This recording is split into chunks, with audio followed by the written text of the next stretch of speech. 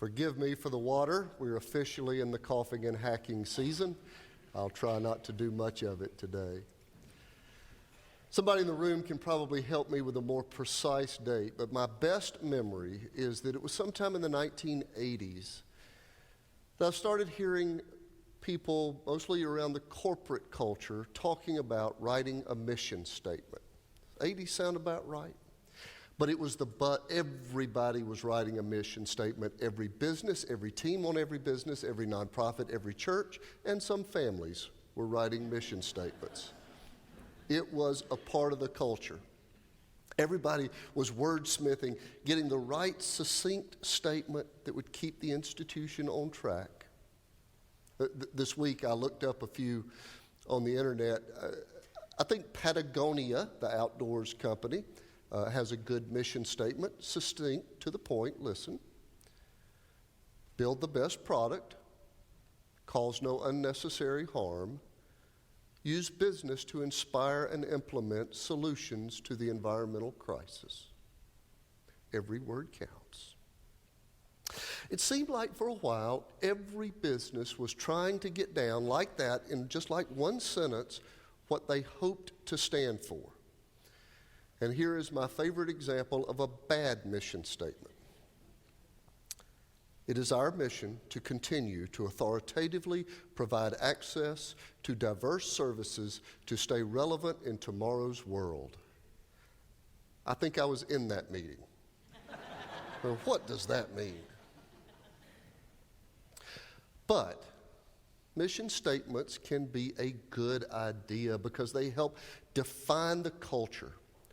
A good mission statement can create a North Star. It can keep an institution on track and declare to the larger world what you stand for. And I think our story today from Luke chapter 4 is intended to be a mission statement.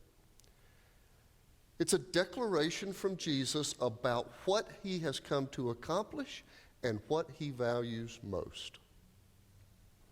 All three of the synoptic gospels include this story of Jesus opening the scroll, teaching in the synagogue.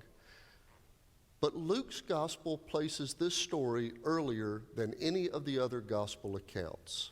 Right out of the gate in Luke's gospel, Jesus is declaring the moral agenda that will define his ministry and therefore should define the ministry of the church. So here's where we are in the story. Luke, you remember chapter 2, birth of Jesus, swaddling clothes, manger. Chapter 3, proclamation of John the Baptist and the baptism of Jesus. And now the public ministry of Jesus has started. But first, Jesus is driven by the Spirit into the wilderness to be tempted. And for 40 days, Jesus is alone, clarifying his own mission in the world. He is trying to get clear about what the agenda will be. And then, after being tested for personal clarity, he goes home. He goes to Nazareth, and that's where we are in the story. And Jesus, on Sabbath day, does as he usually does. He gets up, he gets dressed, he goes to synagogue. But this time, he's going to his home synagogue, the place where all the people knew him, where the folks raised him. He's back in Galilee, and they have heard about the teaching he's been doing in neighboring synagogues, and it's all the buzz. He's the talk of the town. He's praised by everyone. He's hometown hero. He's back in worship. So that day, they handed him the Isaiah scroll to read. He got the scroll. He rummaged around in it a bit. He rolled it this way and that, and then he found the verses he wanted to declare. Scrolled, found them. It's the verses we now call Isaiah 61. And he read to the people this: "The Spirit of the Lord is upon me, Because he has anointed me to bring good news to the poor, he sent me to proclaim release to the captives, recovery of sight to the blind, to let the oppressed go free, to proclaim the year of the Lord's favor. Then he rolled up the scroll, handed it back, sat down. People looked at him.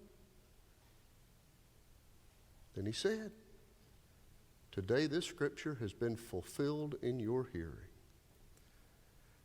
Jesus has just gotten back from 40 days of tempting and clarification. He knows what his mission is. He knows what the moral agenda is going to be. And he said, this is what I'm going to be a part of.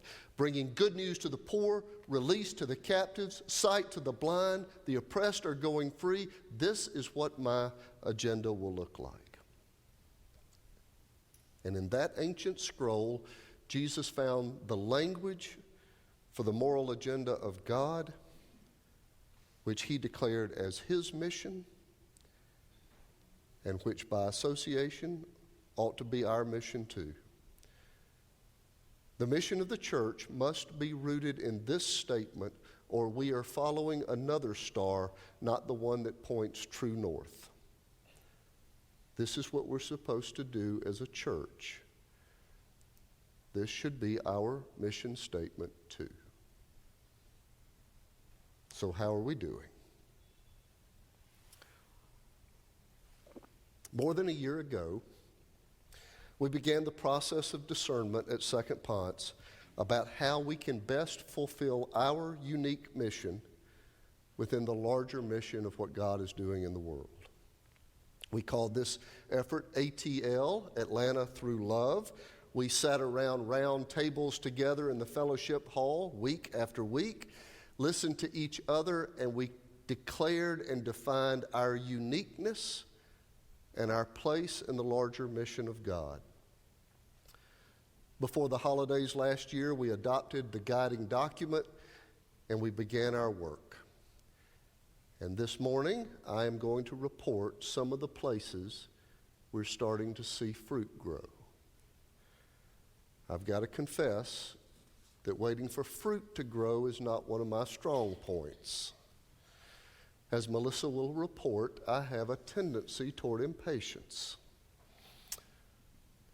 A few times, Melissa and I tried planting some things like tomatoes in a bucket on the deck. I'm not good at that. We plant and we wait, and I go out and we wait. So we can buy tomatoes. We don't have to do this. But then there's this little green ball that appears, and there's the promise of something, and then it gets kind of exciting. There might be fruit on the way. So that's why this sermon today. I want to point to some of the little green tomatoes that are on the vine so that we can start to celebrate what your ATL efforts are doing already. What the 6 new ministry initiatives are beginning to do, and the things we're starting to see ripen. And so here are the updates on your 6 ministry teams. If you're not on one of these teams yet, listen really closely, lean in. Listen for the one that captures your imagination the most, because we'll sign you up for that one quickly. The Global Church team is planning a site visit to Cuba. We hope in April. We're going to be meeting with the leaders of the Cuban church to identify needs where future mission teams from this church can go on mission. Our first mission trip to Cuba will be late this year or perhaps the first quarter of 2017. But before then, this summer, the Global Church Initiative is taking a group to Miami. We're going to be working with children in 2 of America's most underserved communities, and we're going to Miami because we hope to connect with the Cuban church in that city in an integrated way with our larger international mission. The inviting church has already invited women in the community to join us next weekend for the IF gathering being hosted here. This is a women's conference, women only, in addition to the women from our church who have signed up, 21 women from the community have signed up to be here with us next weekend as well. That's the inviting church doing some inviting. And the month after that, in March, the inviting church will host an Easter extravaganza that's going to bring many more neighbors into the hospitality of this place. The Generous Church and the Teaching Church initiatives have teamed up to deliver the place inventory. Many of you are participating. The spiritual gifts inventory is a part of what we're currently involved in. It will help all of us identify our own giftedness and where we might best plug in to the ministry of the church. The first round of these is underway. It's not too late. We'll deliver another round of these later. We hope everybody in the church goes through this process. The teaching church is also strengthening our ties to the local seminaries. Luke Moody is here because of the relationship we have with McAfee. Luke's working as a pastoral intern with us this semester. In a few weeks, the winner of McAfee's John Claypool Preaching Award will be here in worship, and I've invited her to preach her award-winning sermon for us. This is the teaching church building relationships with our area seminaries. The teaching church team is also hosting a Lenten prayer experience to help us prepare for the Easter season. The Connected Church has met with leaders from the Early Childhood School, the Family Life Center. They're exploring better ways for our current campus of activity to be better connected, and exploring ways for us to communicate better with each other and to communicate all the great things we're doing to the larger community. The Engaged Church Initiative is our ministry to the city of Atlanta.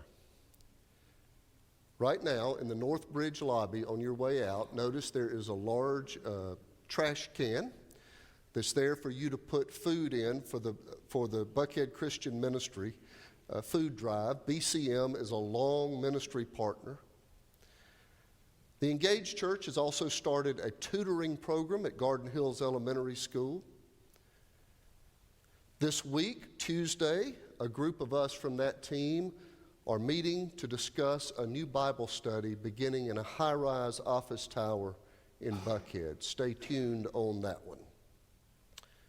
But one of the business owners has offered space in that high-rise for us to begin a morning Bible study, and we'll explore that this Tuesday. It's not an exhaustive list, but here's the really amazing thing to me. Except for the BCM food drive, which we've participated in for many, many years, everything I just mentioned is a brand new ministry initiative that's grown out of the ATL process. That long list of engagement, things you dreamed in the last year and things you are making real. We are reaching into Atlanta through love. We are bearing witness to the love of Christ in this city and beyond, but it's going to take every one of us. Every single person in this room needs to join a team to find a place to make a difference. You can go on the website, you can figure that out and email a team leader. You can find one of the ministers after church, say, sign me up for this team. Everybody needs to be involved. Can you tutor children? Give grocery items to the financially poor?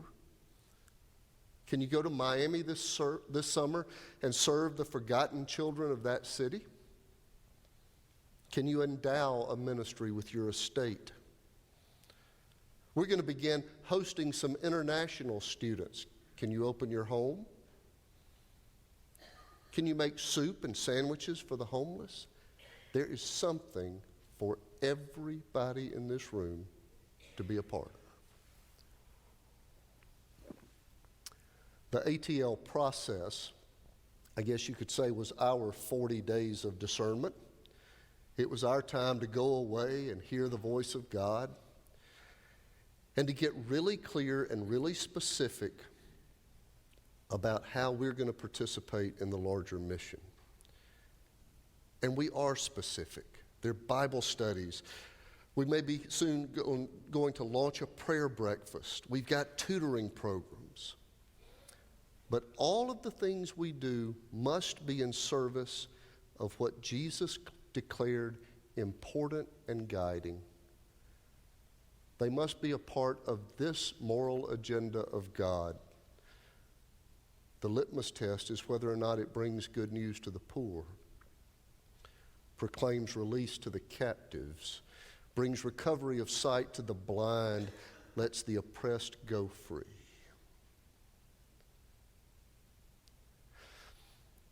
Some people have a personal mission statement. You might. If so, I hope your personal mission statement stands in this tradition.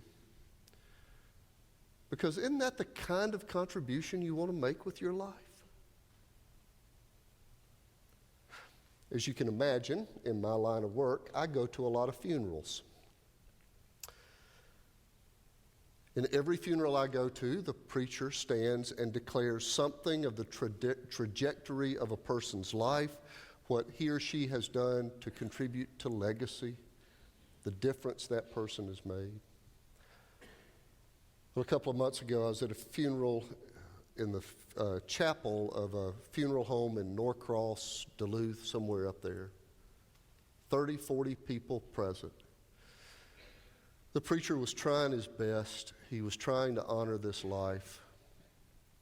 And he said, "She made a really good peach cobbler. Didn't she make a mean peach cobbler?" Don't we want to stand for something bigger than that? And we can. Through service to this church and the Lord we serve, we can write a different ending. So that somebody might instead say, through her service at Second-Ponce, she took mission trips to Miami and brought good news to the poor. She tutored at Garden Hills Elementary, and a child who felt captive to a life of nobodiness was released from that because he was loved.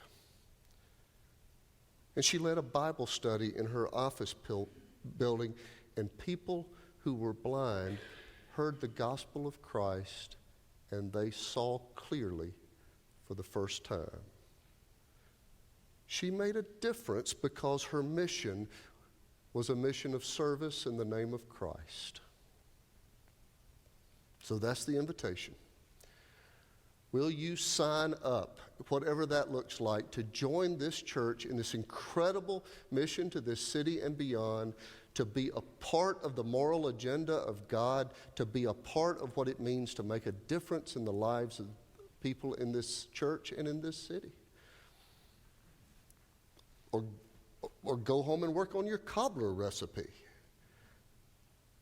I mean, that's really what it comes down to. Do you want to join the mission of what God is doing in the world and make a difference? Respond as God leads as we stand and sing.